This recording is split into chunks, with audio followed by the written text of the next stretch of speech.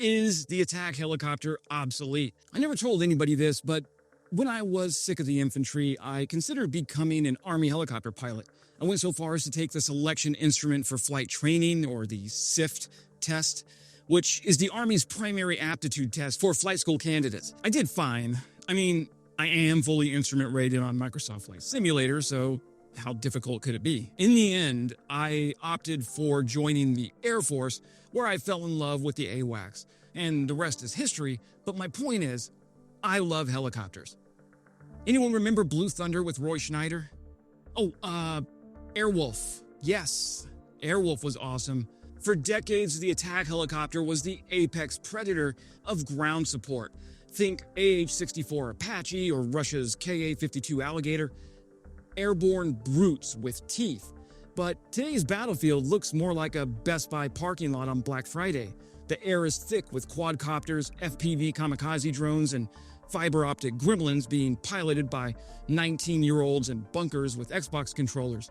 Now, into that ecosystem strolls the $52 million Apache, the aerospace equivalent of a golden retriever in a dogfight full of angry hornets. Hey friends, Wes here, veteran, law grad, recovering journalist, and I will be going to flight school to get my private pilot's license as soon as I pass the bar exam, just for funsies. The AH-64E, while a marvel of 20th century engineering with 21st century upgrades, is quickly becoming a glass cannon in a world that favors volume over elegance. It can decimate tanks, sure, but its price tag makes it a heartbreak machine when it gets taken out by a $25,000 Stugna P or an FPV drone that costs less than a used eBay GoPro. The Korean military saw this coming. In July 2025, Seoul canceled a $2.2 billion Apache buy, citing the future of warfare. Translation? Why buy a Lamborghini when the battlefield rewards mopeds with C4? The core problem is simple. Attack helicopters are expensive, and people get very sad when pilots die. Drones, on the other hand, are cheap, soulless, and nobody holds funerals for them. If you lose 40 drones in a night, you call that a Monday. If you lose one Apache, you call Congress. Ukraine's war has showcased this. Russia is now deploying up to 500 drones a night, some from domestic factories producing up to 60,000 annually. These swarms overwhelm air defenses, scout targets, and strike armor in ways helicopters can't match. Ukraine's own drone doctrine flips the script. Why risk a $20 million Mi-24 Hind when you can deliver explosives via an FPV drone with duct-tape warheads and a grudge? Even in success, helicopters are limited. They loiter, they expose themselves, they need to return. A one-way drone does not. It dies where it was born to die, ideally in the roof of a Russian S-300 battery. Its entire mission is kamikaze economics. When it works, you've saved a pilot and wrecked enemy gear. When it fails, it still cost your adversary a missile and some anxiety meds. Helicopters were born for a different war. Attack helicopters were conceived in an era when enemies wore uniforms, lines were drawn on maps, and air superiority meant something you could confidently declare at a press briefing. The Apache, the Cobra, and the Hind weren't just weapons platforms. They were Cold War solutions to Cold War problems. Need to take out a Soviet tank column before it reached the Fulda Gap? Cue the rotor-bladed cavalry. The problem is, today's battlefield doesn't look like the Fulda Gap. It looks like a cyberpunk scrapyard where your biggest threat might be a flying C4 rigged lawnmower piloted by a teenager with a joystick and a vengeance complex. The helicopter was built to dominate wide-open battlefields where it could hover, pick off armor with hellfires, and scoot out before any radar could lock on.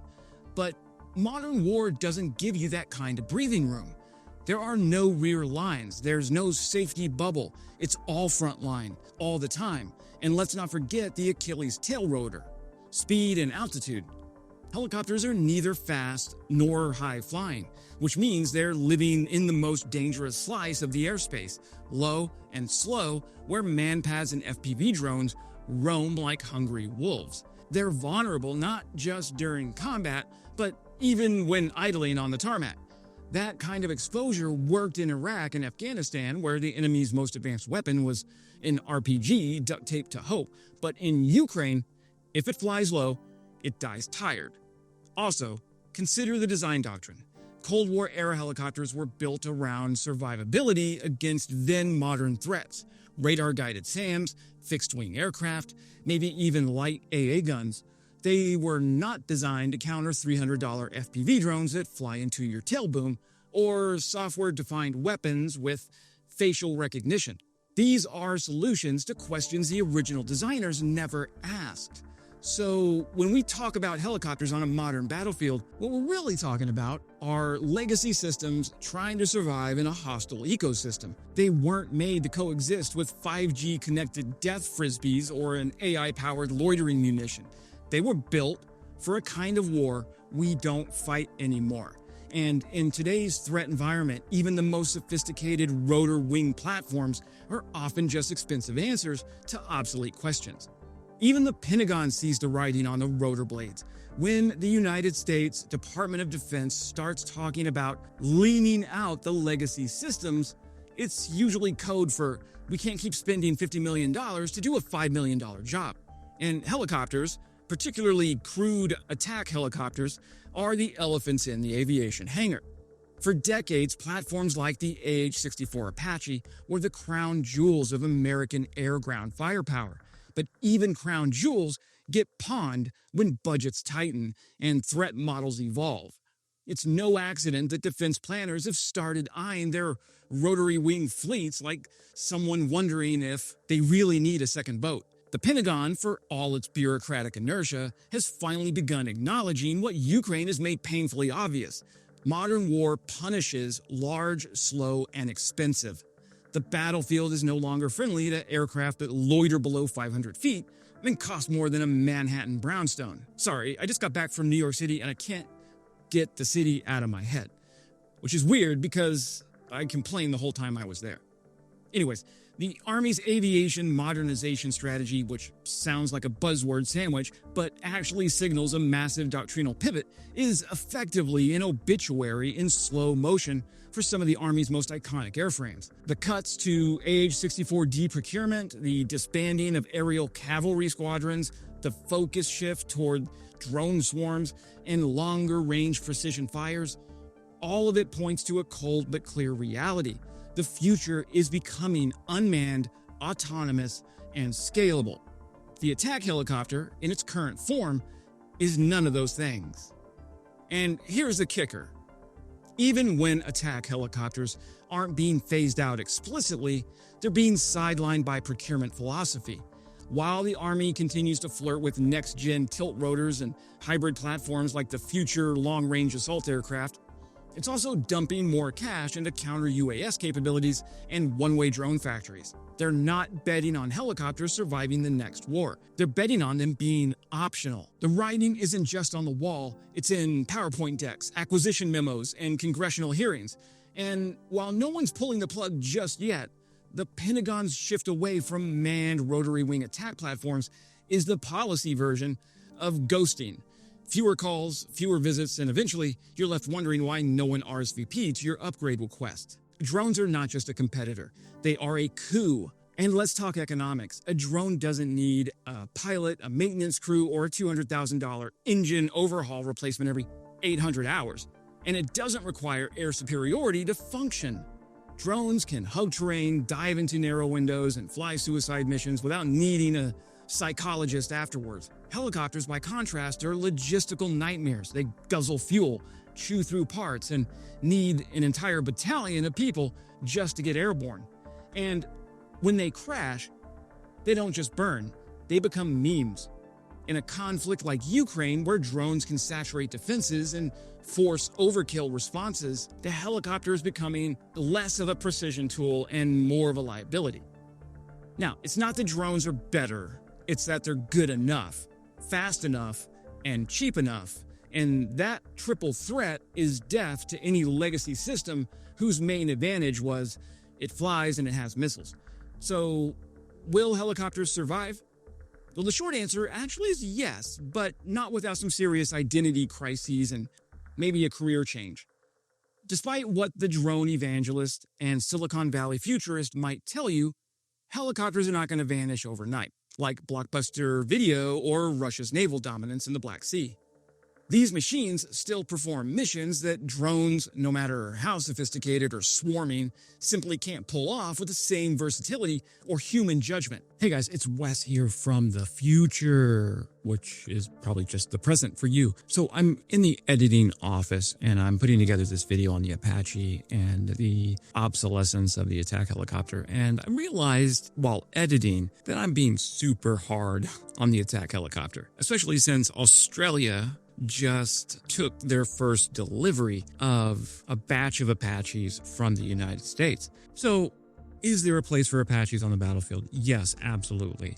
Not in Ukraine, not in Eastern Europe, but there are definitely use cases for continued use of the attack helicopter, especially in certain scenarios in the event of a future war with China. For instance, for providing ground attack cover for amphibious landings. That's just one use case. Does have an incredible longbow radar, which can aid in the command and control picture. So there are places for the attack helicopter before I get attacked in the comments by a bunch of angry rotor heads. Anyways, that's what I have to say. Let's get back over to the video. The problem isn't whether helicopters can survive. It's whether their current job descriptions still make sense on a battlefield that's being rewritten. So let's start with the obvious. Medevac, troop transport, and logistics. These missions are the rotary wing equivalent of bread and butter. They're critical, they're unglamorous, and often under fire. A Black Hawk can still do what a drone can't: land in a hot zone, pick up wounded personnel, and fly out under fire. With a medic giving CPR in the back, that's not something you could do with a 3D print or replace with code. Where it gets trickier is in the realm of attack, where drones are eating helicopters' lunch and raiding the fridge for dessert. What used to be the helicopter's exclusive domain, close air support, armored column hunting, and deep strikes, is now increasingly in the realm of loitering munitions, fixed-wing drones, and even semi-autonomous quadcopters with shaped charges. The market share for fly low, shoot stuff, survive is shrinking fast. And helicopters? Well, they're starting to look like a video store in a Netflix world. But don't cue the funeral march just yet. As drone swarms become more complex and battlefields more saturated with autonomous systems, there's a growing need for someone or something to orchestrate it all. Enter the concept of helicopters as a command and control hub, airborne quarterbacks for ground units, and unmanned systems alike. With advanced sensor suites, onboard AI, and a human brain still in the cockpit, helicopters could evolve into the ultimate battlefield coordinators, pushing real-time intelligence to the troops and the drones simultaneously. They might not be kicking down the door anymore, but they might be the ones telling the drones which doors to kick. So yes, helicopters will survive, but like the rest of us in this post-GPS, post-linearity, drone-drenched era of warfare, they'll need to evolve or become very expensive targets. The days of glory-hogging warthogs and alligators roaming free may be winding down, but the chopper isn't going extinct just yet. It's just going back to the drawing board with maybe fewer missiles and more antennas. Ukraine didn't kill the attack helicopter, it just showed everyone how fragile it really is. When a $30 DIY FPV can fry a $50 million Apache, well, that changes how wars get fought and how wars get funded. This isn't a temporary trend, it's a doctrinal shift, and you know I love talking about doctrine on my channel. So no, helicopters aren't dead, but they are no longer kings of the sky. They're specialists, not sledgehammers. In a future dominated by swarms, stealth, and software, anything that flies with a pilot on board better earn its keep, or prepare to be replaced by something smaller, cheaper, and flying with a chip on its shoulder. That's it for today, friends. Subscribing is the best way to make me feel like a big shot on YouTube, and seriously keeps me motivated to keep making 4 videos a week. Holy cow, is that what I'm up to now? And as always, stay frosty.